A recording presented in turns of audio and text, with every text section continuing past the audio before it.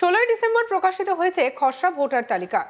এরপর যেটা জানা যাচ্ছে 1 কোটির বেশি ভোটারকে শুনানির জন্য ডাকা হতে পারে। ইতিমধ্যেই শুনানিতে যাদের ডাকা হয়েছে তাদের কাছে নোটিশ পাঠানোর কাজ শুরু হয়েছে।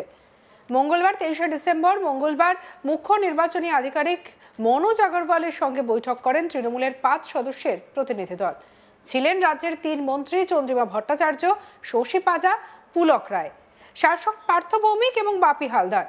সিইও মনোজ আগরওয়ালকে কার্যত হুঁশিয়ারি দেওয়া হয়েছে তৃণমূলের তরফে যে জোর করে কারোর নাম কাটলে তৃণমূল আন্দোলনের পথে হাঁটবে। কি বলেছেন চন্দ্রিমা ভট্টাচার্য, শুনবো।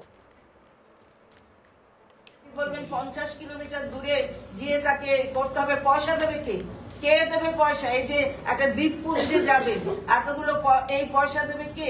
কতগুলো কনস্টিটিউয়েন্সি রয়েছে যেগুলো দ্বীপপুঞ্জের মধ্যে দিয়ে যেতে হবে, ভৌগোলিক জায়গাগুলো পাহাড়ে আছে, সেগুলো যাবেন কি করে? মানুষ আসবে কি করে আপনার এই নোটিশে সাড়া দিতে? ফলে আপনি ভাবছেন যে কেটে দেবেন, ওই যে তারা জানে বলেছিল 2 কোটি কেটে যাবে, আপনি যদি সেই লক্ষ্যে যান তাহলে কিন্তু আমরা এর পরবর্তীতে আরো বেশি পদক্ষেপ নেবার কি নেওয়া হয় আমরা কিন্তু থেমে থাকবো না, এটা আমরা পরিষ্কার করে বলে দিই। যারা বেঁচে, হ্যাঁ, যারা আমরা দেখিয়েছি একটা লিস্ট, অনেকে যাদের কনস্টিটিউয়েন্সি, আমরা তো রাজ্যের পুরোটা বলতে পারবো না এক্ষুনি, কারণ আমাদের যাদের কনস্টিটিউয়েন্সিতে আছে তারা দিয়েছেন। আমাদের মাননীয় সাংসদ পার্থ ভৌমিক দিয়েছেন, আমাদের মাননীয় মন্ত্রী পুলক রায় তিনি বলেছেন, বাপি হালদার মাননীয় সাংসদ সেও দিয়েছে। মৃত, সে নাকি মৃত, তার নেমে সে জীবিত, সে এসে বলছে দাদা আমি তো মরিনি এখনো। এটা কি ডিরোগেটরি নয়? আপনি ভোট দিয়েছেন এতদিন, তারপরে গিয়ে আপনাকে ম্যাপে রাখেনি, আপনি ম্যাপের মধ্যে নেই, আপনাকে আবার ফর্ম 6 ফিল আপ করতে হচ্ছে। এটা ডিরোগেটরি নয়? এগুলো কি আপনার অসম্মান নয়? একটা ভোটারকে অসম্মান করছেন না? এটা শুধুমাত্র একটা ডকুমেন্টেশনের ব্যাপার নয়, এটা একটা ভোটার গণতান্ত্রিক দেশে অসম্মান করছেন। আমরা তার বিরুদ্ধে সবাই মিলে একসাথে শিফটিং সে শিফটেড হয়নি, তার দেখিয়ে দিচ্ছেন শিফটিং। মাইগ্রেন্ট ওয়ার্কার কি করবেন? পরিযায়ী শ্রমিক, সেই পরিযায়ী শ্রমিক, তার জন্য একটা এসএপি করুন, তার বাড়িতে যান, যে এনিউমারেশন ফর্ম ফিল আপ করেছে তার সাথে কথা বলুন, তাকে দেখুন যে সে সঠিক কি বেঠিক। ছোটখাটো বিষয়ে ভোটারদের শুনানি প্রক্রিয়ায় ডাকা বন্ধ করার দাবি তুলেছেন তারা। চন্দ্রিমা ভট্টাচার্য বলেন, লজিক্যাল সমস্যা অর্থাৎ নামের বানানে ভুল, ইংরেজিতে নাম এক, বাংলায় অন্য নাম, এই সমস্ত বিষয়ে ভোটারদের ডাকার কোনো কারণ নেই। সেই বিষয়টি আমরা জানিয়ে এসেছি। স্থানীয় কোনো সরকারি দপ্তরে শুনানি প্রক্রিয়া করার দাবি তুলেছে তৃণমূল। চন্দ্রিমা বলেন, এনুমারেশন পর্বে ইলেকশন কমিশন জানিয়েছিল 6 জন আত্মীয়, বাবা মা, ঠাকুরদা ঠাকুরমা, দাদু দিদার নাম থাকলে ম্যাপিং করতে পারবেন ভোটাররা। এখন তাদেরও ডকুমেন্ট চাওয়া হচ্ছে। বারে বারে বিভিন্ন রকমের কথা বলায় ভোটাররা আতঙ্কিত হচ্ছেন। এতে অন্য বার্তা যাচ্ছে। আধার কার্ডকে 12 নম্বর ডকুমেন্ট হিসেবে আধার কার্ডকে মান্যতা দিতে হবে বলে দাবি করেছে তৃণমূলের প্রতিনিধি দল। চন্দ্রিমা বলেন, বিহারে এসআইআর এর সময় সুপ্রিম কোর্ট আধার কার্ডকে গ্রহণ করতে বলেছিল, কিন্তু নির্বাচন কমিশন কোথাও সে কথা বলছে না। তারা বলছে আধার কার্ড নাগরিকত্বের প্রমাণ নয়। আমরা বলছি যে কয়টি ডকুমেন্টসের কথা নির্বাচন কমিশন বলছে সেগুলোর একটাও নাগরিকত্বের প্রমাণ নয়।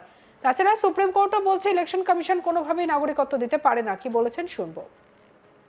আমরা প্রথমে বলেছি যে এখানে কতগুলো লজিক্যাল ডিসক্রিপেন্সি, হয়তো কারোর নামের বানানে ভুল, অথবা কোথাও বাংলা বানান একরকম, ইংরেজি বানান একরকম, তার জন্য ভুল, নানা রকমের এই ধরনের যে ডিসক্রিপেন্সি গুলো, এগুলো লজিক্যাল ডিসক্রিপেন্সি, মানে এটা কিন্তু লজিক দিয়ে বোঝা যায়। এই ডিসক্রিপেন্সিটাকে ধরে নিয়ে তাদের হিয়ারিং এর নোটিশ দেওয়ার কোনো দরকার নেই, এই কথাটা আমরা তাদের পরিষ্কার করে বলে দিয়েছি। এবং তার সাথে এই যে এতদিন বললেন যে 6 জনের তাদের রিলেশনশিপটা অ্যাকসেপ্টেড, অর্থাৎ বাবা মা, ঠাকুমা ঠাকুরদাদা, দিদা দিদিমা, এটা অ্যাকসেপ্টেড, এখন আবার তাদের সম্পর্কিত ডকুমেন্টস গুলো চাইছেন।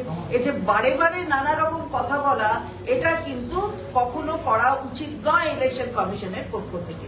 এইবারে এর সঙ্গে আমরা যুক্ত করলাম যে ডকুমেন্ট গুলো চাইছেন, 11টি ডকুমেন্ট বলছেন, 11টি ডকুমেন্ট, কিন্তু 12তম ডকুমেন্ট হিসাবে সুপ্রিম কোর্ট বিহারের ইলেকশনের সময় অনারেবল সুপ্রিম কোর্ট বলে দিয়েছেন যে আধার কার্ডকে ধরে নিতে হবে অ্যাজ দ্য 12th ডকুমেন্ট, কিন্তু আপনারা কোথাও বলছেন না।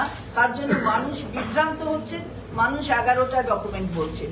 আপনারা যদি বলেন যে না আধার হচ্ছে খালি আইডেন্টিটি, আমরা বলছি সবকিছুই আপনার যে 11টা আছে তার মধ্যে সবই আইডেন্টিটি, কোনোটাই কিন্তু সিটিজেনশিপের প্রুফ নয়। এবং অনারেবল সুপ্রিম কোর্ট এও বলে দিয়েছে যে ইসিআই কোনোদিন সিটিজেনশিপের প্রুফ দিতে পারে না, কারণ সিটিজেনশিপ ইসিআই দেয় না।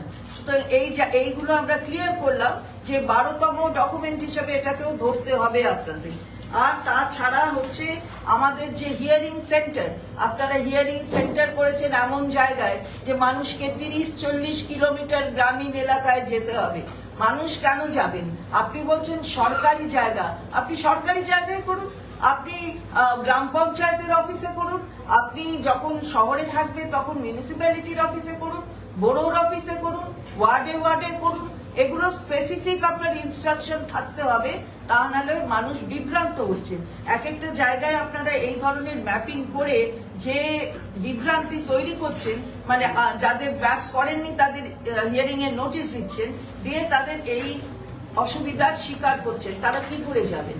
এবং আপনি কি বলেছিলেন, ভোটটাকে যাতে মানুষ দিতে পারে, বয়স্ক মানুষ তারা দিতে পারেন বলে, তাহলে তাদের বাড়ি বাড়ি গিয়ে আপনি ভোট নিচ্ছেন, তাহলে তাদের মধ্যে একটা খালি বয়স উল্লেখ করে দিয়েছেন 85 বছর, বললেন যে আমরা হিয়ারিং নেব 85 বছরের বাড়িতে গিয়ে, কিন্তু এটাও স্পেসিফিক ইনস্ট্রাকশন আমরা এইভাবে পাইনি। আপনি ধরে নিলাম হ্যাঁ আপনি দিয়েছেন 85 বছরে, কিন্তু এমনও তো হতে পারে যে অনেকে আছেন যারা 85 হয়তো পেরোননি, কিন্তু তারা প্রতিবন্ধী, তাদের যেতে অসুবিধে।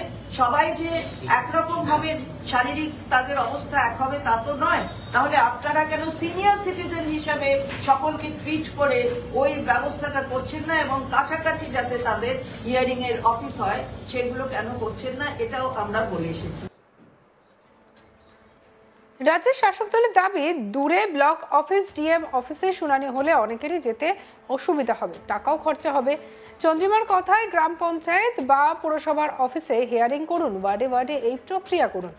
এই সংক্রান্ত বিষয়ে নির্দেশিকা দিন, না হলে মানুষ বিভ্রান্ত হচ্ছে। এছাড়া বিএলওদের উপর সমস্ত রকমের বোঝা চাপিয়ে দেওয়া হচ্ছে বলেও অভিযোগ করেছে তৃণমূলের প্রতিনিধি দল।